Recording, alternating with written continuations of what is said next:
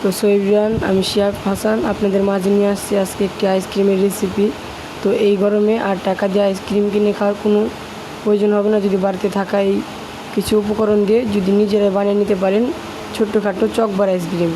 তো এখানে Chocobar ice cream নেওয়ার জন্য আমরা নিয়েছি 1 কাপ লিকুইড দুধ এবং চকলেট আমরা খুব সুন্দর করে মিক্স করে একটা 4 কাপের মধ্যে মানে কফির কাপের মধ্যে জ্যাক্সড করে সেইখানে গরম দুধ ঢেলে দিয়ে মানে আইসক্রিমের যে দুধ বানিয়েছি সেটা ঢেলে দিয়ে ছোট্ট একটা কাগজ দিয়ে সেটাকে সুন্দর করে ঢেকে চাকু দিয়ে ফোঁটা করে আইসক্রিমের কাঠি ঢুকে দিচ্ছি আমরা। তো এই জায়গায় কাঠি ঢুকে দিয়ে আমরা 6 থেকে 8 ঘন্টা ফ্রিজে রাখবো। 8 ঘন্টা পরে আমরা নিয়ে আসলাম। তো দেখেন গাইস কত সুন্দর এবং ইয়াম্মি চকবার আইসক্রিম হয়েছে। এটা কিন্তু বাজার কিনে খাওয়ার থেকেও বেশি টেস্ট হবে। আপনাদের যদি ভালো লাগে ভিডিওটি সবাই বানিয়ে খাবেন। আমি আর আমার আপু এটা বানালাম। সবাইকে ধন্যবাদ।